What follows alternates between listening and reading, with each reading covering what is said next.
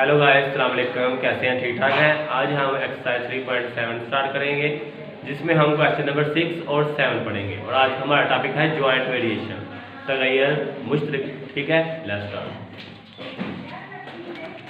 Question number 6 है मजदूरी खर्चा, मतलब कॉस्ट जो है वो जो है C।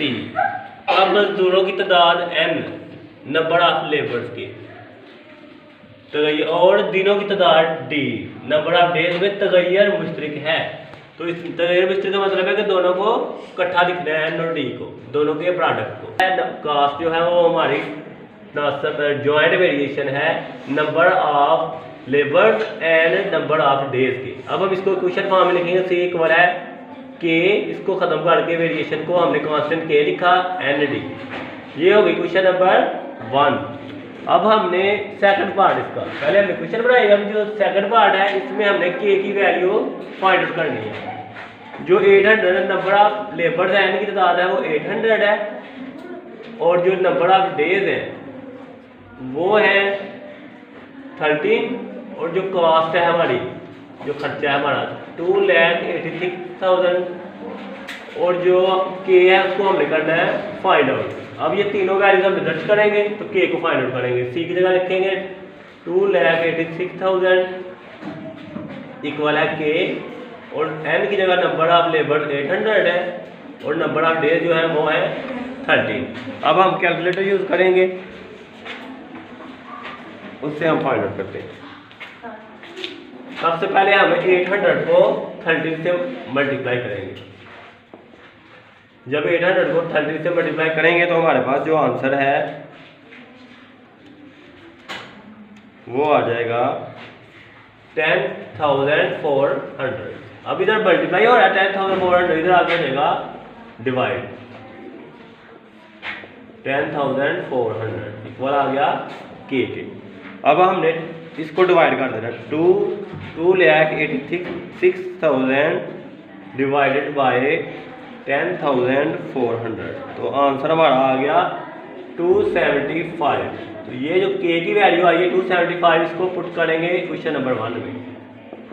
K equal to 275 in question 1। तो जब क्वेश्चन 1 में K की वैल्यू दर्ज करेंगे तो हमारे पास नई क्वेश्चन बनेगी, उसका नाम रखेंगे क्वेश्चन नंबर 2। ये हमारा होगा सेकंड पार्ट। अब हम लास्ट पार्ट, थर्ड पार्ट है, इसको सॉल्व आउट करते हैं। यहाँ पर हमें नंबर ऑफ जो लेबर्स हैं वो है 600, और नंबर ऑफ डेज जो है वो है D की तादाद वो है 18, और हमने कॉस्ट मालूम करनी है, खर्चा लेबर्स का। ठीक है, आपने इसमें वैल्यू पुट करनी है, put N is equal to 600, और जो D है वो 18 इन क्वेश्चन 2। इसमें हम करते हैं C को तो हमें फाइंड आउट करना है, 275 आ गया। N की जगह हम लिखेंगे 600, और D की जगह लिखेंगे 18। तो आपने इसको इकट्ठा मल्टीप्लाई करना है, 275 मल्टीप्लाई 600, तो ये आपके पास आ गया 16,500। इसको फिर मल्टीप्लाई करेंगे 18 से, तो आपके पास आ गया 2,97,000 रुपीज। ये आपका आ गया आंसर।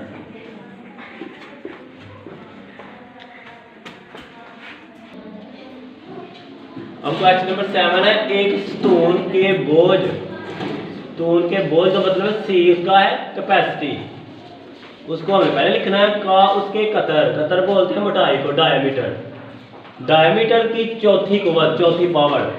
K क्या है? तगय्युर रास्त। तगय्युर रास्त मैंने उसके डायरेक्ट सामने लिखना है, मल्टीप्लाई हो रहा है।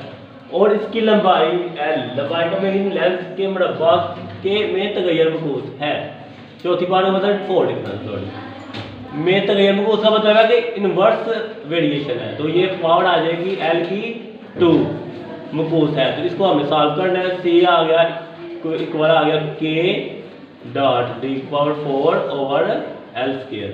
तो ये हमारे पास बन गई क्वेश्चन नंबर 1। ये हमारा अभी हुआ है फर्स्ट पार्ट, जिसमें हमने क्वेश्चन बनाई है इसको यूज करके। अब हमें सेकंड पार्ट है, यहाँ तक बढ़ा कर सकता है। अगर 63 टन बोझ क्या है, उसकी कैपेसिटी 63 इसका वजन है स्टोन का, जिसको हम फनूस बोलते हैं इंग्लिश में।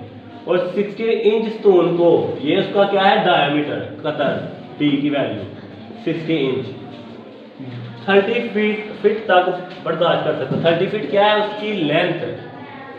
तो हमें इन तीनों को यूज करके पहले के की वैल्यू फाइंड आउट करनी है। ठीक है, ये वैल्यू पुट कर दिया, इसमें सी की जगह 63, के वैसे का वैसे आ गया, डी की जगह आ गया 16 की पावर 4 और एल इधर आ गया 63 इक्वल है के। अब हम 60 की पावर 4 लेंगे कैलकुलेटर से, 16 पावर इधर से हम पढ़ लेना 4, इस पावर को पढ़ दबा के फिर 4 को इक्वल आ गया 65,536 और फिर 30 की जब स्केयर लेंगे ये आ जाएगा 900। ये आप इधर भी चेक कर सकते हैं, 30 की पावर नहीं 2 तो आ गया 900। अब ये 900 डिवाइड हो रहा है, इधर आके हो जाएगा मल्टीप्लाई 63 से, इधर ये इसको इससे मल्टीप्लाई करेंगे तो ये आ जाएगा 65,536 के। पहले इन दोनों को मल्टीप्लाई करेंगे, 900 मल्टीप्लाई 63 तो आंसर आ गया 56,700। इधर 65,536 के, इधर आप लिखना है 56,700 डिवाइडेड बाई, ये मल्टीप्लाई हो रहा है इधर आके डिवाइड हो जाएगा, तो यहाँ आ गई के की वैल्यू। इन दोनों को डिवाइड करेंगे, डिवाइडेड बाय 65,536 तो आपके पास आंसर आ जाएगा 0.865। पहले 3 डिजिट लिखिए। अब ये जो के की वैल्यू आई है इसको हमने क्वेश्चन नंबर 1 में पुट करना है, तो हमारे पास लिखेंगे पुट के is equal to 0.865 in question 1। तो हमारे पास जो क्वेश्चन है 1 और 2 बन जाएगी। सी इक्वल है 0.865 डी की पावर 4 डिवाइडेड बाय एल का स्क्वायर, ये हमारी बन गई क्वेश्चन नंबर 2। अब हम लास्ट पार्ट सॉल्व करते हैं इधर से। तो 28 टन का बोझ, तो हमारे पास जो कैपेसिटी है उसकी वो है, फिर उसकी सी की वैल्यू आ गई 28 और जो बर्दाश्त करने वाला 4 इंच का स्टोन है उसका जो डायमीटर है वो है 4 इंच। ठीक है, डायमीटर में डी की वैल्यू वो है 4 इंच का स्टोन कितना बुलंद होगा उसकी लेंथ हमने मालूम करनी है एल। ठीक है, इस कितना बुलंद होगा, इसमें आपने पुट वैल्यू सेट कर देनी है। C equal to 28 and D is equal to 4 in equation 2। इसमें वैल्यू पुट करते हैं, C की जगह 28 0.864 और D की जगह आ जाएगा 4 का पावर 4 और L का स्क्वायर। तो ये L स्क्वायर इधर डिवाइड हो रहा है, इधर आकर जगह मल्टीप्लाई 0.864 4 की पावर 4 लेंगे इधर से कैलकुलेटर से, 4 की पावर 4 तो ये आ गया 256 डिवाइडेड बाय, ये इधर चला गया था इसकी जगह चेंज कर दिया, आ गया 28 नीचे। एल स्क्वायर इक्वल आ गया 256 को मल्टीप्लाई करेंगे 0.864 तो हमारे पास आ गया 2,21,184। इसको डिवाइड करेंगे 28 पे, तो यहाँ आंसर आ गया 78। इधर फिर हम देखते हैं 0.864 मल्टीप्लाई 256 तो यह आ गया 221.184। इसको हमने डिवाइड कर देना है 28 पे, तो ये आ जाएगा 7.8994।